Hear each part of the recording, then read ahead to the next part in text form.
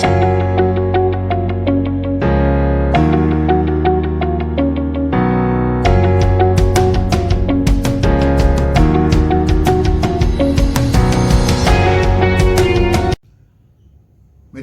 नमस्कार। नदी से समंदर की दूरी बहुत है, पर इनका मिलना जरूरी बहुत है। हम बात कर रहे हैं किसान आंदोलन की। समंदर की तरह सरकार है और नदियां हैं किसान संगठन। अगर ये लोग जल्दी नहीं मिले और इनकी बातें नहीं हुई तो बहुत सा नुकसान होने जा रहा है।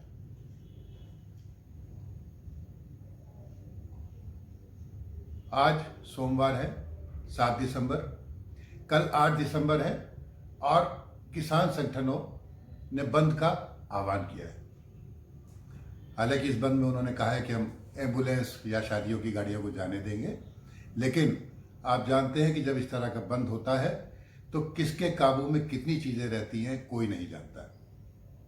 अब इस बंद में 11 विपक्षी दलों ने भी समर्थन दे दिया है। इसका अर्थ आप समझते हैं? कुछ लोग इसे कह रहे हैं कि वो राजनीतिक रोटियां सेक रहे हैं। उनका ये कहना है कि जब लोकसभा में ये कानून पास हो रहा था तब ये लोग चुप थे और इन्होंने अप्रत्यक्ष रूप से इन तीनों कानूनों का समर्थन किया था। हालांकि विपक्षी दल इससे इनकार करते हैं और जब राज्यसभा में ये अध्यादेश पास हुआ तब का जो दृश्य था वो सबको याद है और उसको लेके कई विवाद पैदा हुए थे। बार बार सवाल यही उठ रहा है कि जब ये कानून पास हो रहे थे तो विपक्षी दल चुप क्यों थे और आज उनमें इतना गुस्सा, इतना उबाल कैसे आ गया। अब ये सबको जग जाहिर है, जब किसी को प्लेट में सजी हुई ऐसी थाली मिले जहाँ इतने किसान आंदोलनरत हों तो कौन विपक्षी दल ऐसा होगा जो इस मौके का फ़ायदा नहीं उठाना चाहेगा। हालांकि इस पर हमेशा विवाद है कि विपक्षी दल शुरू से चुप थे या अब उन्हें इन कानूनों के प्रति ज़्यादा गुस्सा आ रहा है, क्योंकि आंदोलन तो बहुत लंबे समय से चल रहा था। किसान कई महीनों से पटरी पर बैठे थे, तब उनके साथ यदा कदा कुछ लोग जाते थे। हालांकि राहुल गांधी वहाँ गए थे और उन्होंने उसका समर्थन भी किया था। आज अरविंद केजरीवाल दिल्ली के मुख्यमंत्री सिंधु बॉर्डर पर गए। उन्होंने कहा मैं मुख्यमंत्री की हैसियत से नहीं, एक सेवादार की हैसियत से आया हूँ और हमने आपकी मदद की। केंद्र सरकार चाहती थी कि किसानों को अंदर बुला के स्टेडियम रूपी जेल में कैद कर दिया जाए, जो हमने नहीं किया कई दबाव पड़ने के बाद भी, और इससे आंदोलन को मजबूती मिली।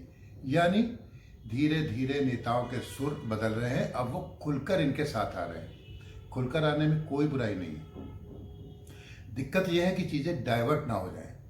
जो किसान अपनी शुचिता के साथ यहाँ आंदोलन करने आए थे, जब राजनीतिक दल उनसे जुड़ेंगे तो इनकी मंशा पर भी सवाल उठने लगेंगे। हालांकि इस बार कुछ बातें बहुत अच्छी हो रही हैं। आपको याद होगा कि जब भी ये वार्ता के लिए विज्ञान भवन गए तो अपनी चाय और अपना खाना तक साथ लेके गए और सरकारी चाय या खाना इन्होंने स्वीकार नहीं किया। एक और खास बात हुई, जो 5वें दौर की वार्ता हुई उस पर किसानों ने अपना रुख बिल्कुल स्पष्ट कर दिया। वो ऐसी जिद पर अड़े, उन्होंने अपने जहां नेम प्लेट थी उस तख्तियों पर लिख दिया हाँ या ना। यानी सरकार अगर तीनों कानूनों को वापस लेने की बात करती है तो बात आगे बढ़ेगी, अन्यथा नहीं। ये नहीं कि आप आधी बात करें, ये करेंगे वो करेंगे, नहीं, सीधा हाँ या ना, एक लाइन एक शब्द का जवाब दीजिए। इसी पर किसान अड़ गए, जिससे वहाँ जितने भी मंत्री और अधिकारी बैठे थे उनके तोते उड़ गए और वो समझ नहीं पाए कि इसको कैसे हैंडल किया जाए। हालांकि उससे कुछ ही देर पहले प्रधानमंत्री मोदी ने कृषि मंत्री और पीयूष गोयल को भी ये समझा दिया था कि क्या करना चाहिए। उन्होंने अमित शाह के साथ मंत्रणा भी की थी। तब आपकी हमारी जब बात हुई थी तो मैंने ये आशा जाहिर की थी कि अब क्योंकि मोदी और शाह स्वयं फ्रंट पर आ गए हैं तो इसका समाधान जल्द निकलेगा। पर किसानों की हाँ या ना वाली जिद ने शायद उनको किसी फार्मूला खोजने से रोक दिया। हालांकि आज सोमवार है, जो 37 सूत्रीय मांग पत्र किसानों ने सरकार को सौंपा है, उसका जवाब और उसका एक ड्राफ्ट आज केंद्र सरकार फिर से किसानों को देने वाली है। लेकिन किसानों ने कह दिया है कि तब भी कल का बंद नहीं टाला जाएगा। बंद के बाद परसों फिर से एक बार वार्ता होनी है, तब तक ये ड्राफ्ट भी तैयार हो चुका होगा।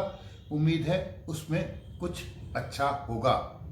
अब यहाँ पर 2-3 सवाल खड़े हो रहे हैं। बार बार ये आशंका जताई जा रही थी कि इसको लेकर राजनीतिक रोटियां सेकी जाएंगी, वो शुरू हो गई। ये भी आशंका जताई जा रही है कि सड़कों को जाम किया जा रहा है तो उसमें कोई शरारती तत्व या असामाजिक तत्व घुस सकते हैं। आपको याद होगा सीए के आंदोलन के दौरान शाहीन बाग के लिए जो सुप्रीम कोर्ट ने फैसला दिया था, उसने कहा था कि किसी भी आंदोलनकारी को सड़क स्थायी रूप से रोकने का अधिकार नहीं देना चाहिए और पुलिस को इनसे निपटना चाहिए। अब यहाँ पर भी लगभग ऐसी नौबत आने जा रही है जब राजमार्गों को जाम किए हुए एक लंबा समय हो गया है। सवाल यह है कि क्या कोई समाधान परसों निकलेगा, लेकिन उससे पहले एक और चीज़ हो जाती है। शौर्य चक्र प्राप्त बलविंदर सिंह के 2 हत्यारे आज दिल्ली में पकड़े गए। दिल्ली पुलिस ने दावा किया है कि उसने 5 आतंकियों को पकड़ा है, जिसमें 2 पंजाब के और 3 कश्मीर के रहने वाले हैं। इनमें से 2 को बलविंदर सिंह सिद्धू की हत्या के लिए जिम्मेदार माना जा रहा है। बलविंदर सिंह सिद्धू के परिजन, उनके परिवार की महिलाएं आज इसी किसान आंदोलन में जुड़ी हुई हैं। मैं दोनों चीज़ों को कहीं से कनेक्ट नहीं कर रहा, लेकिन सवाल ये उठता है कि कहीं कोई और मोड़ तो नहीं दे दिया जाएगा, कहीं इसमें शरारती तत्व तो नहीं आ जाएंगे। तो फिर से मैं दोहराऊंगा कि नदी से समंदर की दूरी बहुत है, पर इनका मिलना ज़रूरी बहुत है। अब समय आ गया है कि सरकार बड़ा दिल करके इनसे मिले और ये दूरी ख़त्म करे, ताकि सामान्य जनजीवन फिर से पटरी पर लौट सके।